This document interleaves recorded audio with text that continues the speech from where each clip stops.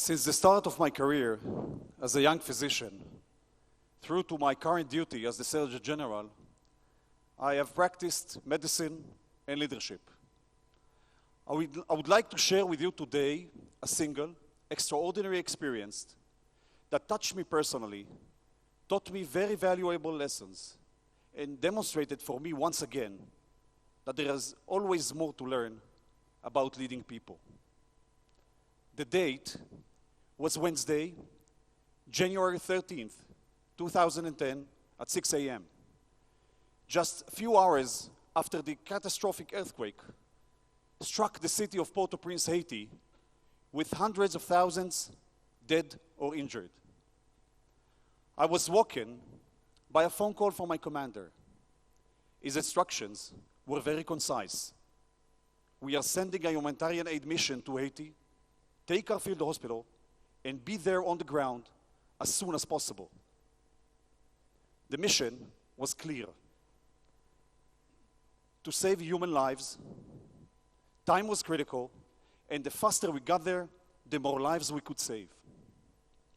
It was obvious that this was going to be a major leadership challenge.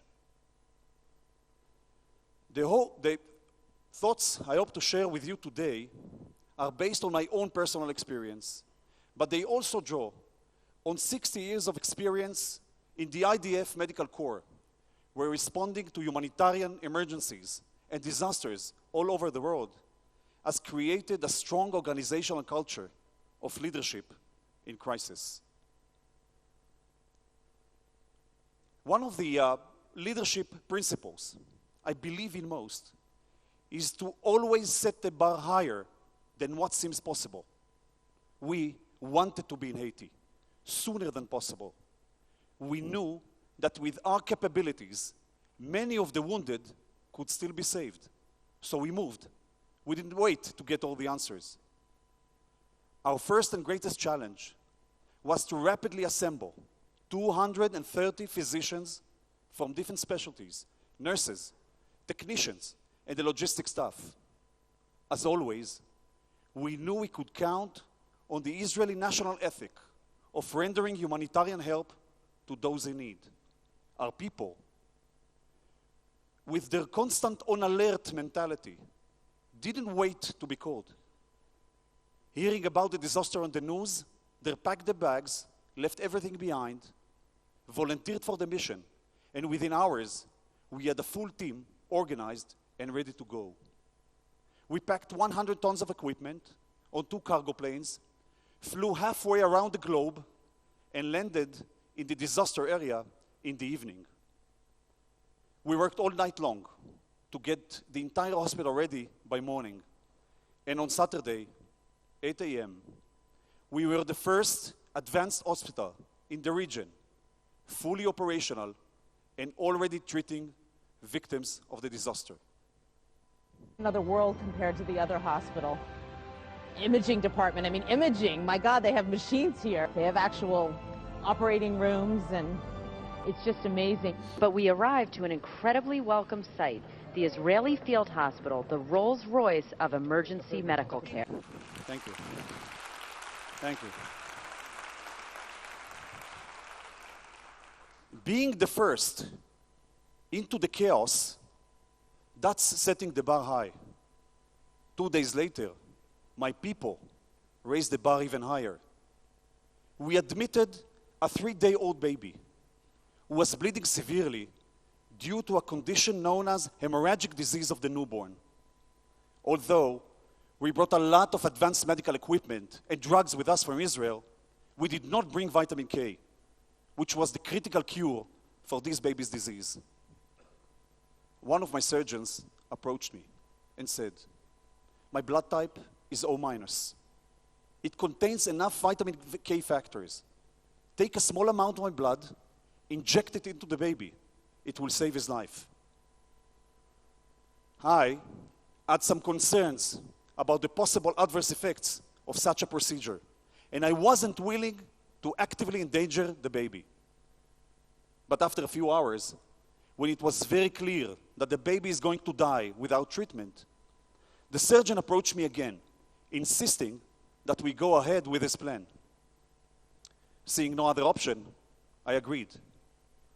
We took 20 milliliters of his blood and injected it into the baby.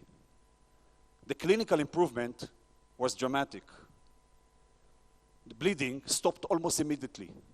A day later, the baby started to eat, and the next day, he was ready for discharge. I believe that keeping the expectations high, which wasn't easy under the stressful conditions in Haiti, helped us to generate an atmosphere of dedication and encourage my people to express their own individual commitment to mission. That enabled us to save more lives. My next lesson was about collaboration. In crisis situations, working alone is simply not an option. So collaboration is vital. It may be easy when you coordinate patient transfer or you share supplies. But when it comes to jointness, working together side by side, treating the same patient or in the same operating room, it is much more complicated. By the third day, we were in crisis of our own.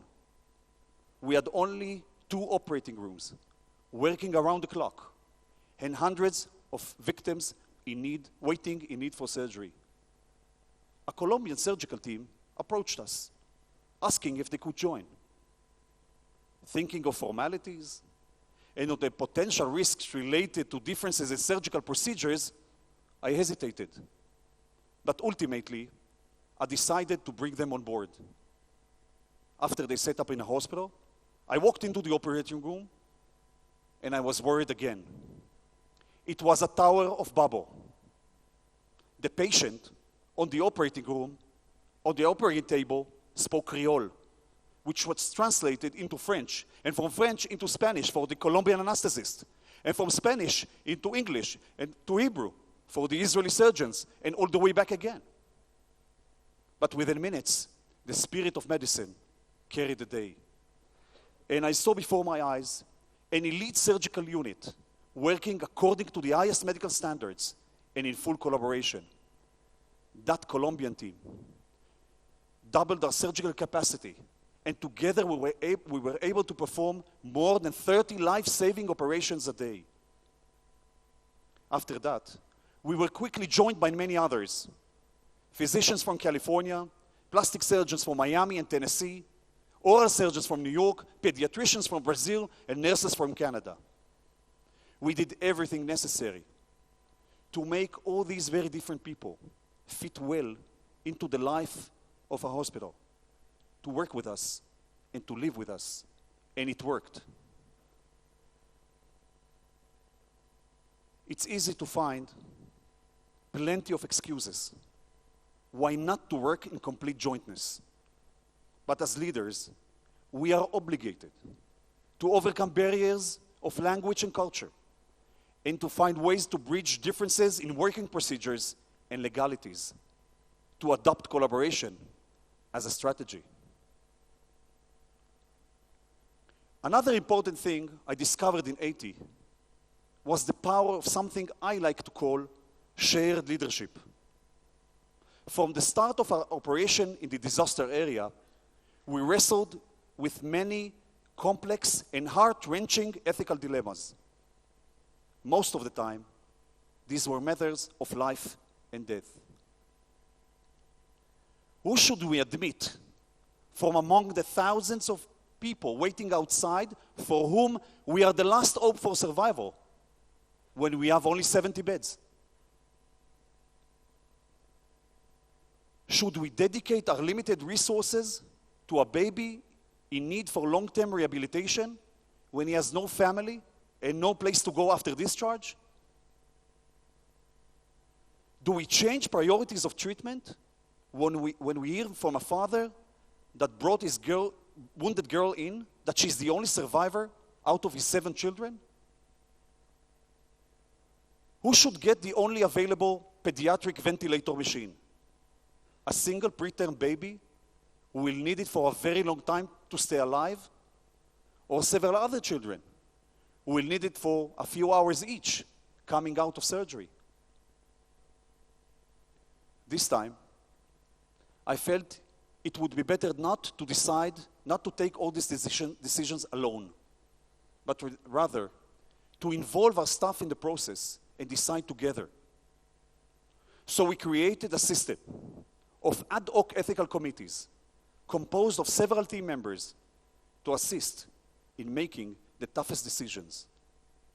I found that this process enhanced our performance and relieved individual physicians from the burden of determining a given patient's fate. As a leader, the overall responsibility always remains mine. But sometimes, the guidance I need doesn't come from the top. Sometimes, the guidance I need comes from the people I lead. During our stay in Haiti, we saved 1,111 lives and gave new life to 60 new babies. We were part of an international relief effort, and together with many other nations, we tried to do the most we could to support a community of fellow human beings and to provide them a measure of hope.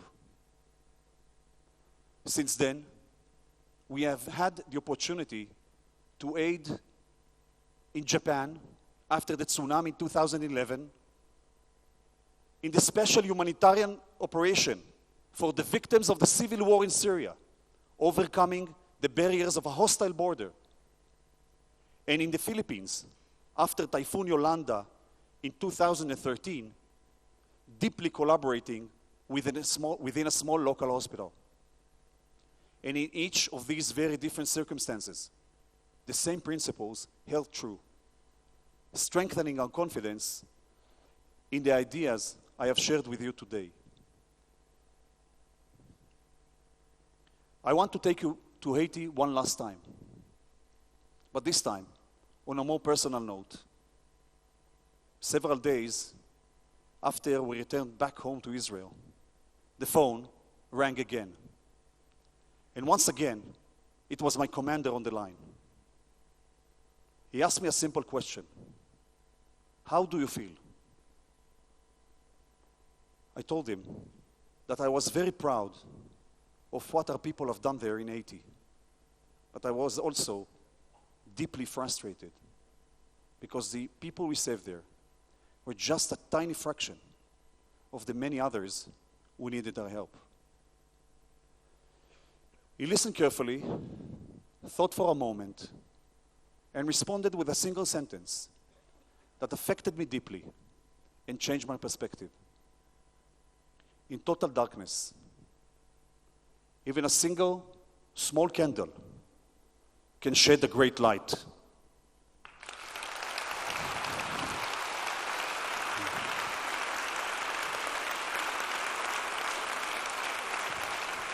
Thank you very much.